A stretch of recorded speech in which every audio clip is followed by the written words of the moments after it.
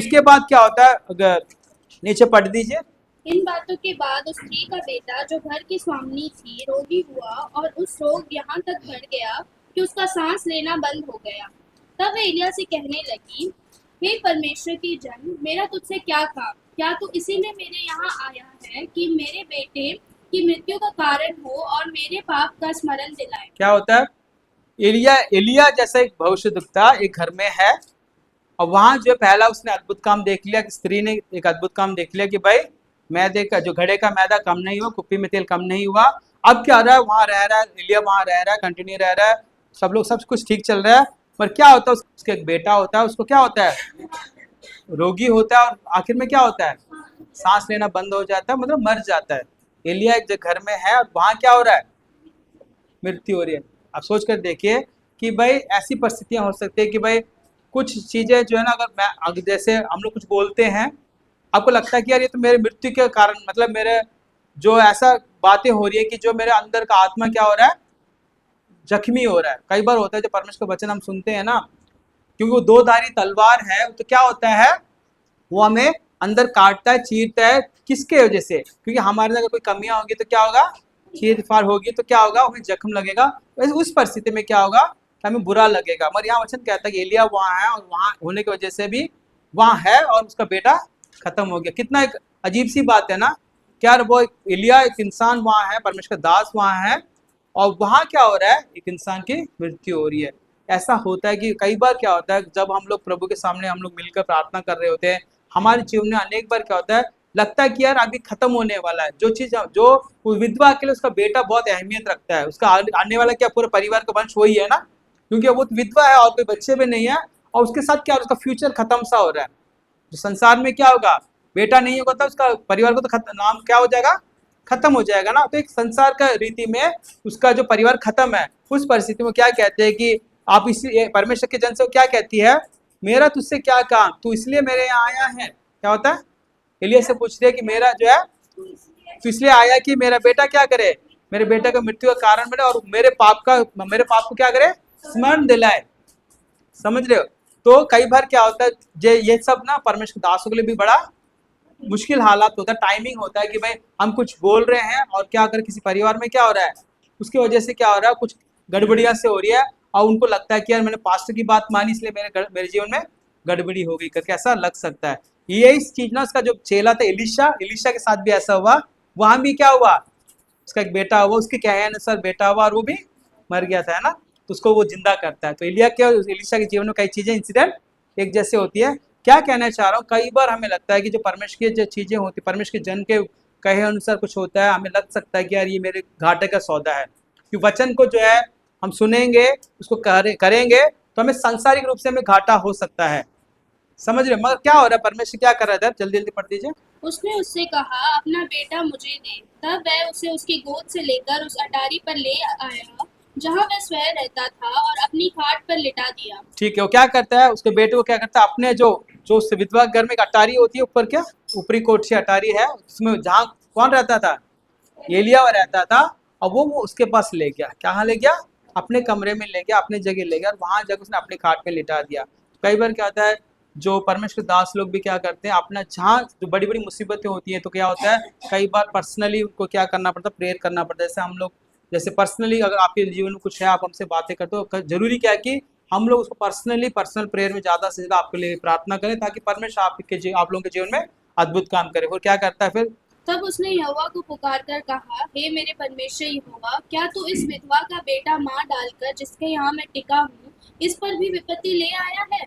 तब वह बालक पर 3 बार पसर गया, और यहोवा को पुकार कर कहा, हे मेरे परमेश्वर यहोवा, इस बालक का प्राण इसमें फिर डाल दे। क्या हुआ, तो कहता है, परमेश्वर पुकार कर कहता है कि हे परमेश्वर, जो इस विधवा का बेटा जो मार डालकर जिसके यहाँ मैं टिका हूँ, इस पर विपत्ति लेके आया करके वो बोलता है। फिर कहता है कि फिर उस लड़के के ऊपर 3 बार जो पसरता है, और कहता है कि एलिय्याह ने ये बात यहोवा क्या कहता है कि हे परमेश्वर, इस बालक के अंदर क्या कर दे, प्राण डाल दे करके वो परमेश्वर से बोलता है। हालेलुया।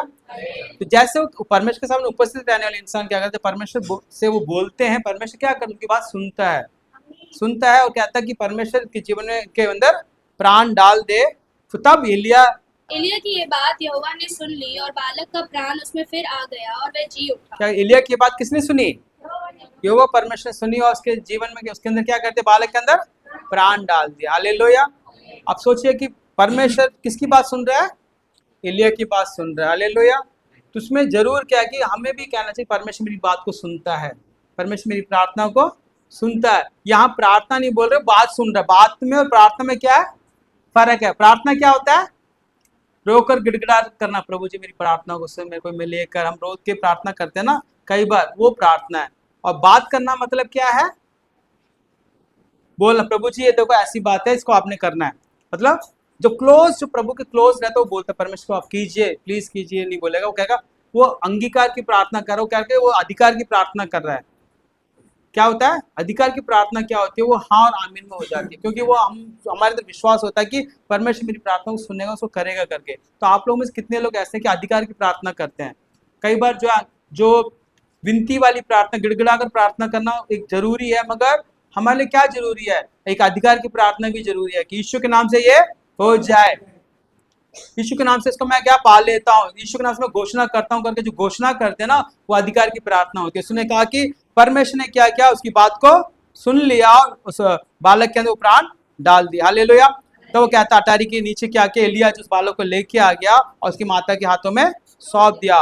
कहता है देख तेरा बेटा जीवित है करके। हालेलुया। हालेलुया। इसलिए परमेश्वर के समूह में हमें क्या करना है? अधिकार की प्रार्थना करनी चाहिए। फिर कहता है कि स्त्री ने एलिया से कहा अब मुझे निश्चय हो गया कि तू यो परमेश्वर का जन है और यहोवा का जो वचन तेरे मुंह से निकलता है वह सच होता है। हालेलुया। कहता है कि मैंने विश्वास कर लिया कि आपका जो वचन जो आप बोलते हो सच में, आप परमेश्वर के जन हो, परमेश्वर के दास हो, और जो कुछ आपके मुंह से निकलता है परमेश्वर को करता है करके। हालेलुया। हालेलुया। निश्चय जो ये हमने इंसिडेंट पढ़ा है, क्या ये एक परमेश्वर के दास और विश्वासी के बीच में जो एक क्या है, दोनों तरफ से हमें सोचना चाहिए। हालेलुया। दोनों तरफ का जो एक क्या है, एक पोर्शन है, हमें सोचकर समझकर सीखना चाहिए। वो आपके लिए एक सीख है, मेरे लिए एक सीख है। समझ रहे हो? तो हम क्या करते हैं, हम क्या नहीं करते, हमें समझना चाहिए कि हम किस हालात में खड़े हुए हैं। इसलिए जो विधवा ने क्या किया, उस एलिया की बात को मानी, इसलिए क्या हुआ, उसके यहाँ मैदा और क्या हुआ, तेल की कमी नहीं हुई। तो ये हमें समझना चाहिए। तो इसलिए हर एक इंसान को, अगर परमेश्वर मुझसे कहता है तो मुझे आज्ञा माननी चाहिए, मगर जब प्रभु जो है परमेश्वर के दास के द्वारा आप लोगों से कुछ कह रहा है, उसको क्या करना चाहिए? आपने इसको मानना चाहिए। हालेलुया। कौन सी बातें माननी चाहिए? जो स्पिरिचुअली बातें जो परमेश्वर की ओर से हैं। अगर सोच लो कोई भी पास्टर अपने पर्सनल बातें या ऐसा कहता है कि भाई उसके हित की बात है, तो उसको मत मानो, क्योंकि हो सकता है उसका वो मतलब ही पड़ा। कई लोग आज देख रहे होंगे, आप लोग क्या करते हैं, अनेक प्रीचर को सुनते होंगे, यूट्यूब में सुनते हैं, क्योंकि आजकल आप लोगों से या किसी लोगों से कोई भी बात छिपी नहीं है। मगर इन सबके बावजूद भी परमेश्वर अगर हमें कलीसिया में रखता है, उसको क्या जरूरी है कि भाई हम एक परिवार के साथ हम जुड़े हुए हैं, हम कलीसिया में जुड़े हुए हैं, हमें जरूरी है कि हम उनकी बात को माने और एक दूसरे से क्या करें, सुनकर समझकर हम एक दूसरे से क्या जुड़े हुए लोग हैं। हालेलुया। हालेलुया। एक विश्वासी को जो अगर लीड करने के लिए एक चरवा की जरूरत है, ठीक है ना। और अगर सोच लो एक चरवा है तो वो खाली सिर्फ सोच लो आप कोई भेड़ नहीं, कोई भी नहीं होगा, पास्टर में अकेले प्रचार करूँ, उससे क्या लाभ होगा? कुछ लाभ?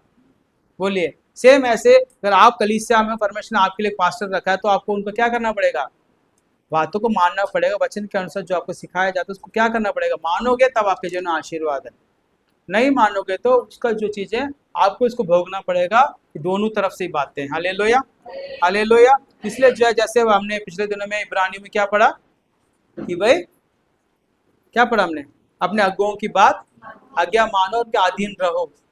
इससे क्या होगा? क्योंकि वो लोग तुम्हारे प्राणों को क्या करते हैं, हिसाब देना पड़ेगा उनको। इसलिए ये बातें सेवा जो करेंगे खुशी से करें, इससे तुम्हें लाभ होगा। अगर ठंडी सांस से करेंगे तो उससे तुम्हें कुछ भी लाभ नहीं होगा। हालेलुया।